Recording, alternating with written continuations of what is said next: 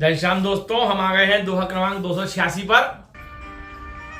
धनुष टूट गया है। परशुराम जी क्रोधित हो गए थे। रामचंद्र जी ने उन्हें मना भी लिया है। परशुराम जी ने जान लिया है कि यह राम जी जो है वो संपूर्ण अवतार हैं। वो अपना धनुष उनके हाथों में सौंप कर धनुष अपने आप चल गया। परशुराम जी चले गए। जनक जी भी प्रसन्न हो गए। सारे नगर में खुशियां छा गईं। फिर परशुराम जी जनक जी ने विश्वामित्र जी से आज्ञा मांगी कि प्रभु अब क्या किया जाए। विश्वामित्र जी ने कहा कि हे जनक, धनुष टूटते ही विवाह हो गया है, क्योंकि विवाह की शर्त यही थी। तो विवाह हो चुका है। अब तुम अपने कुलगुरु से और ब्राह्मणों से पूछकर जैसा उचित हो वैसा कार्य करो। अब आगे तुलसीदास जी कहते हैं, तदपि जाई तुम करहु अब जथा वंश व्यवहार, बूझी विप्र कुल वृद्ध गुरु वेद विदित आचारु। सियापति रामचंद्र की जय, पवन सुत हनुमान की जय। दूत अवधपुर पठ बहु जाहि, आनहि नृप दशरथ ही बुलाई। मुदित राउ कही भले ही कृपाला, पढ़े दूत बोली ते ही काला। बहुरी महाजन सकल बुलाए, आए सबन सादर सिर नाए। हाट बाट मंदिर सुरबासा, नगर सवारहु चारिहु पासा।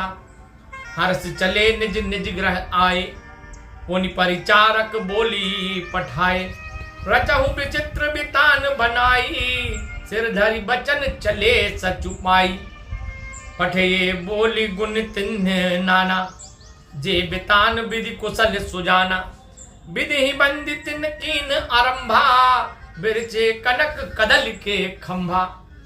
तुलसीदास जी कहते हैं कि विश्वामित्र जी ने परशुराम जी से कहा कि अब तुम जाओ जनक जी, जैसा तुम्हारे वंश में रीति नीति हो वैसा ब्राह्मणों से, अपने कुल के वृद्ध जनों से और गुरु से पूछकर जैसा वेदों में वर्णित हो वैसा करो। विवाह की तैयारी करो। जाकर अयोध्या के लिए दूत भेजो, जो जाकर राजा दशरथ को बुला लावें। प्रसन्न होकर राजा ने हाथ जोड़कर कहा, हे कृपालु मुनि, बहुत अच्छी बात आपने बताई। और उसी समय जनक जी ने अयोध्या के लिए दूत भेज दिए। फिर सारे महाजन और धनी लोग बुलाए गए, संस्कारी लोग बुलाए गए। सबने आदर से सिर नवाए।